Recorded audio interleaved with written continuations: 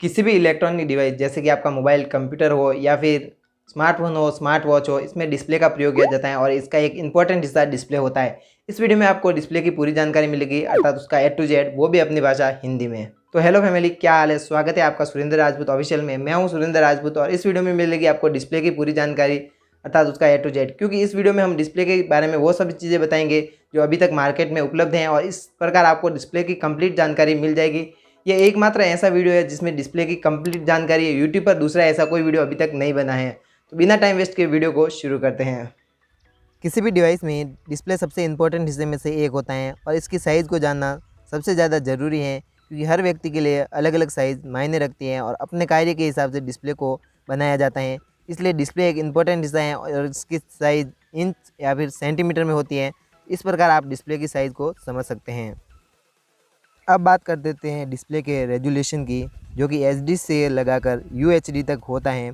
तो सबसे पहले जान लेते हैं कि रेजोल्यूशन में कहाँ से कहाँ तक होता है। सबसे पहले बात आती है एचडी की, फिर आता है एचडी, उसके बाद आता है फुल एचडी, उसके बाद आता है 4K और उसके बाद आ गया 8K, जिसे हम यूएचडी अर्थात अल्ट्रा एचडी भी कहते हैं। अब जान लेते हैं कि ये एचडी, एचडी, एफएचडी या यूएचडी क्या होता है। तो एचडी का मतलब होता है स्टैंडर्ड डेफिनेशन, एचडी का मतलब होता है हाई डेफिनेशन, एफएचडी का मतलब होता है फुल हाई डेफिनेशन और यूएचडी का मतलब होता है अल्ट्रा हाई डेफिनेशन। अब जान लेंगे कि एचडी से लगाकर यूएचडी तक पिक्सल्स कितने होते हैं। तो 480p पिक्सल वाली डिस्प्ले को हम एचडी डिस्प्ले कहते हैं, 720p वाली डिस्प्ले को हम एचडी डिस्प्ले कहते हैं और 1080p वाली डिस्प्ले को अर्थात पिक्सल वाली डिस्प्ले को हम फुल एचडी डिस्प्ले कहते हैं। और इसके ऊपर जो भी डिस्प्ले आती है उन्हें हम 4K या फिर 8K कहते हैं, जिसे अल्ट्रा एचडी कहा जाता है। अब बात करते हैं कि डिस्प्ले कौन सी अच्छी होगी, एचडी, एचडी, फुल एचडी या 4K या 8K। तो जिस डिस्प्ले में जितने ज़्यादा पिक्सल होते हैं वह उतनी अच्छी होती है। तो इन सब के पिक्सल आप यहाँ पर देख सकते हैं। अब बात करते हैं कि डिस्प्ले कितने प्रकार की होती है, कौन सी प्रकार की डिस्प्ले अच्छी होती है। तो मुख्य तौर पर डिस्प्ले को 3 प्रकार में जाना जाता है और इनका सबसे ज़्यादा उपयोग किया जाता है, वो है TFT, IPS और एमोलेड।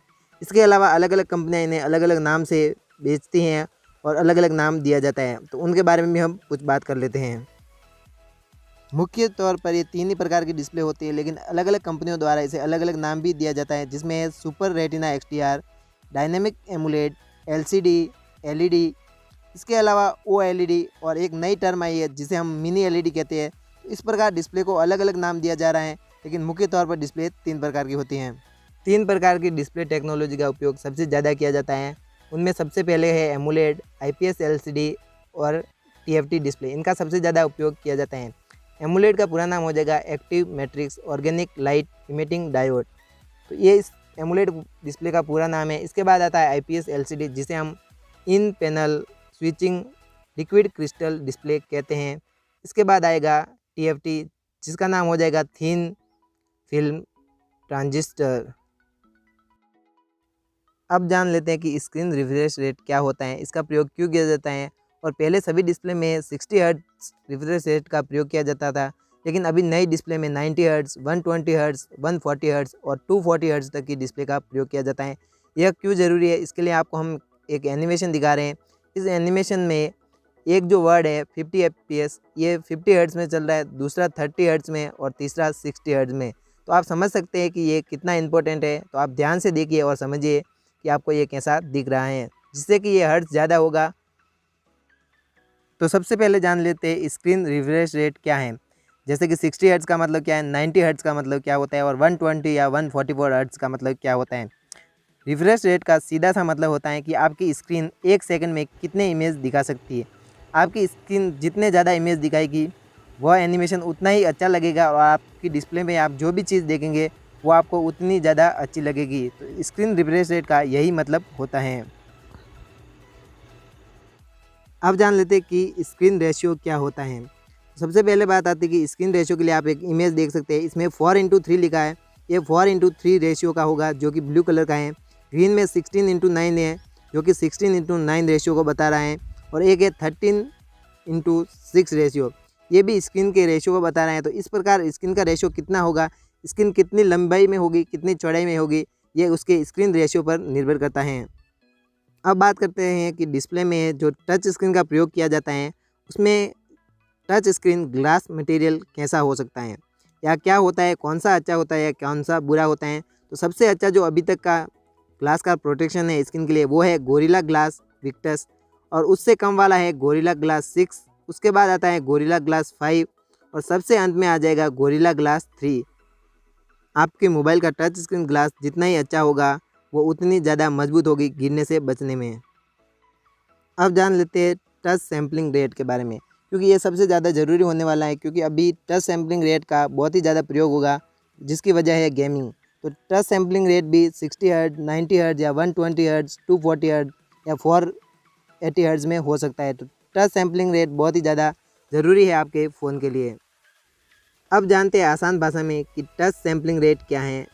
तो टच सैम्पलिंग रेट का सीधा सा अर्थ है कि आप अपनी डिस्प्ले पे टच करते हैं वह कितना जल्दी रिस्पांस देता है जो आपने कार्य करने के लिए टच किया था, इसे टच सैम्पलिंग रेट कहते हैं।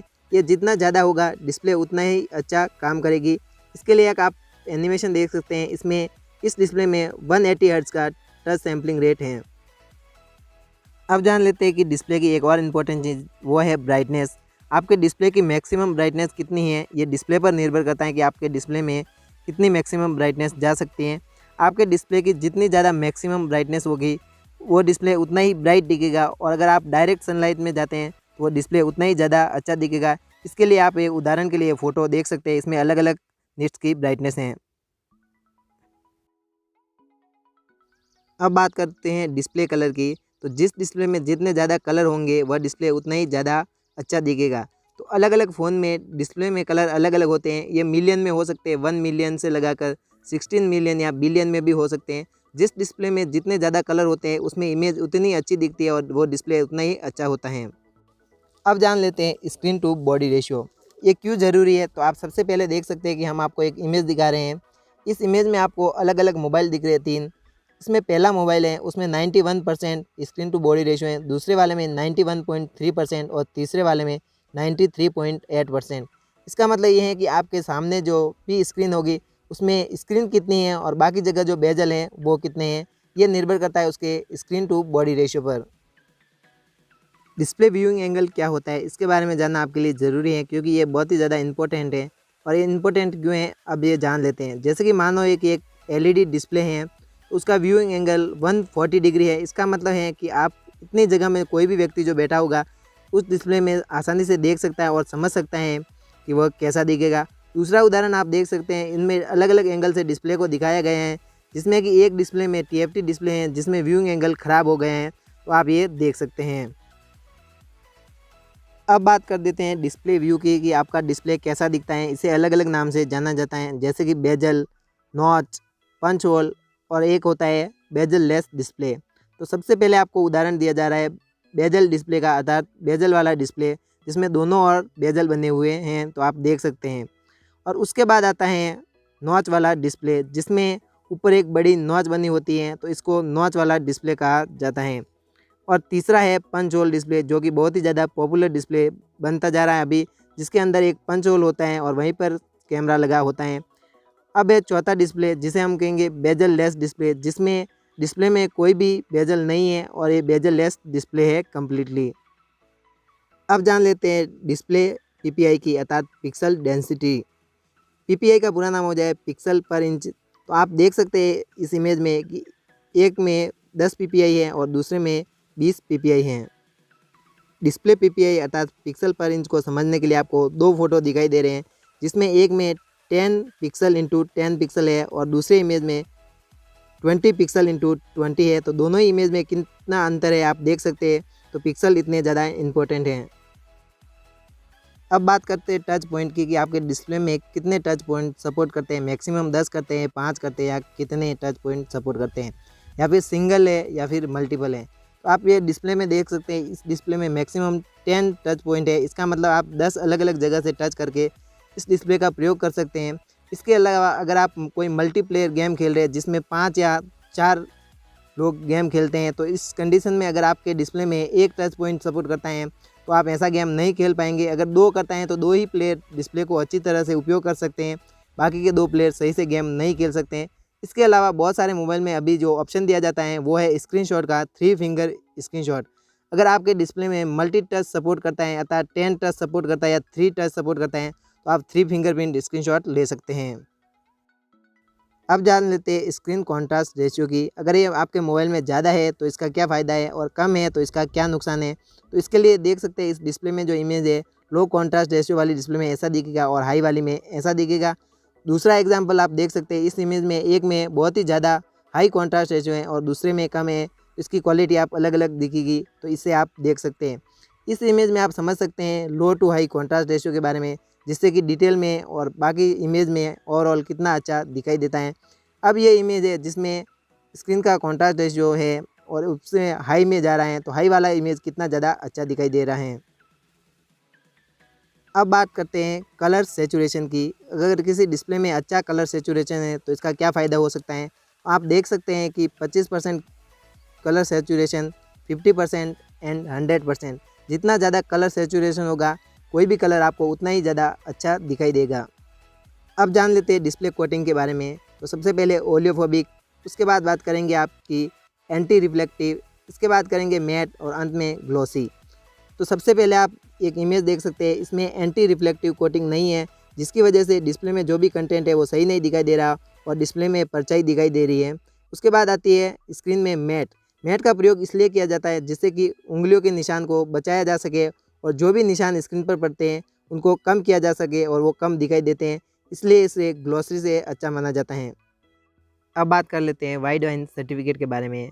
यह सर्टिफिकेट क्यों ज़रूरी होता है। तो सबसे पहले जान लेते हैं कि वाइड वाइन सर्टिफिकेट का कार्य क्या होता है। इसका प्रयोग अमेजॉन, नेटफ्लिक्स जैसी साइट पर कंटेंट के लिए किया जाता है। इसलिए इस सर्टिफिकेट का प्रयोग इसलिए किया जाता है कि इन साइटों पर जो भी कंटेंट अपलोड किया जाता है उसे कोई कॉपी ना करे। इसके अलावा उसका उपयोग करके उसे फ्री में एक्सेस करने से बचाने के लिए इस प्रकार के सर्टिफिकेट का प्रयोग किया जाता है।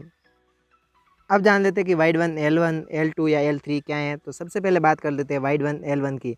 अगर ये सर्टिफिकेट आपके मोबाइल में है तो आप अमेजॉन, नेटफ्लिक्स जैसी साइटों पर HD में, फुल HD में, QHD या 4K में कंटेंट को देख सकते हैं। इसके बाद आता है वाइड वाइन L2 जिसमें आप 540p पर कंटेंट को देख सकते हैं। इसके बाद आता है वाइड वाइन L3 जिसमें आप मैक्सिमम 480p तक कंटेंट को देख सकते हैं। ये सर्टिफिकेट ज़रूरी है अमेजॉन, नेटफ्लिक्स जैसी प्राइम सर्विस के लिए। अब जान लेते हैं MEMC टेक्नोलॉजी। तो सबसे पहले जानते हैं MEMC का पूरा नाम। तो इसका पूरा नाम हो जाएगा motion estimation and motion compassion. इस टेक्नोलॉजी का प्रयोग किसी भी वीडियो को 24 FPS में हो उससे ज़्यादा FPS बढ़ाने के लिए किया जाता है, लेकिन ये इतना अच्छा वर्क नहीं करता जैसा कि ओरिजिनल वीडियो होता है। अगर कोई वीडियो 24 FPS में है तो उसे हम 30 FPS या फिर 60 FPS में चला सकते हैं और उसका उपयोग कर सकते हैं, लेकिन ये वीडियो उतना अच्छा नहीं होगा जो कि रियल 60 FPS में वीडियो रिकॉर्ड हुआ है। अब बात करते हैं कि डिस्प्ले में कलर गैमेट क्या होता है, ये क्यों ज़रूरी होता है, इसका क्या फ़ायदा या क्या नुकसान है। तो इसमें होता है sRGB, adobe RGB, NTSC, DCI P3 जैसे गैमेट का प्रयोग किया जाता है। आप देख सकते हैं इस पिक्चर में अलग अलग कलर गैमेट के बारे में बताया गया है। जितना अच्छा कलर गैमेट होगा वो उतना ही अच्छा कलर प्रोड्यूस करेगा। जैसे कि आप देख सकते हैं कि कौन सा कलर गैमेट है जो ग्रीन को बहुत ही अच्छा ग्रीन, रेड को बहुत ही अच्छा रेड बता सकता है, ब्लू को ब्लू और बाकी सभी कलर को अच्छे से अच्छे बता सकता है। किसी भी डिवाइस में टच पैनल की अलग अलग टेक्नोलॉजी होती है जिनमें on cell, in cell, OCI and OCR होती हैं। इन टेक्नोलॉजी का भी प्रयोग किया जाता है डिस्प्ले में, तो इनके बारे में भी थोड़ा ध्यान रखें। वीडियो पसंद आई है तो लाइक कर दे और चैनल को सब्सक्राइब करना ना भूलें। मिलते हैं किसी और इंटरेस्टिंग वीडियो में, लेकिन अभी तक आपने हमारे व्लॉग चैनल को सब्सक्राइब नहीं किया है सुरेंद्र राजपूत व्लॉग को, तो ज़रूर देखें, वहाँ पे मिलेगा आपको ज़िंदगी का असली सच। बाकी इस वीडियो में इतना ही, मिलते हैं नई वीडियो में और इंटरेस्टिंग टॉपिक के साथ। तो जय हिंद, बाय।